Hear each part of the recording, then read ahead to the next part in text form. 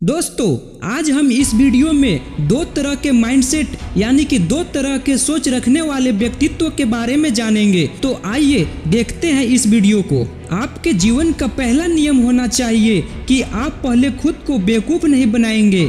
लेकिन क्या आपने सोचा है कि आप कितनी बार खुद से झूठ बोलते हैं? अक्सर ऐसा होता है कि हम किसी के पक्ष में होकर हर बात को समझने की कोशिश करते हैं। अगर हम किसी को बुरा मानते हैं तो उसका किया अच्छा काम भी हमें खराब लगने लगता है।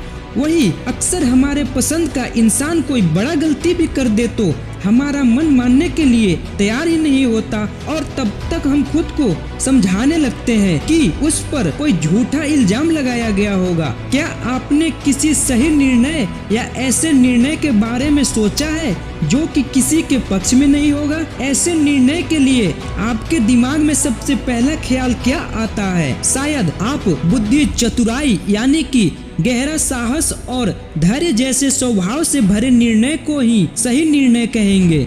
दोस्तों, आपने रोजमर्रा की जिंदगी में देखा होगा कि एक व्यक्ति बेहतरीन नेता के रूप में लोगों के सामने आता है और वही दूसरे लोग उसके अनुसरण करने वाला बन के रह जाते हैं। ऐसा क्यों होता है? दरअसल ये सब एक ऐसे माइंडसेट यानी कि एक ऐसे सोच का नतीजा है जो उन्हें लोगों को समझने और उसके लिए काम करने के लिए प्रेरित करता है। इस सोच को मनोवैज्ञानिक के भाषा में स्काउट माइंडसेट यानी कि नई सोच कहते हैं और ये माइंडसेट ही है जिसकी वजह से कुछ लोग काफी सुलझे हुए होते हैं और वो अपनी सोच को दोगुना करते हुए समय के साथ चलते हैं। इनके उल्टा ऑर्थोडॉक्स यानी पुरानी सोच रखने वाले लोग होते हैं, ना तो नई पीढ़ी के साथ चल पाते हैं और ना ही उनकी सोच विकसित हो पाती है। अपनी गलतियों को मानना, उन्हें बिना शर्म के स्वीकार करते हुए उनसे सीखना आसान नहीं होता, लेकिन कुछ लोग बिना किसी संकोच के ये कर पाते हैं और कुछ नहीं कर पाते। दरअसल नई सोच के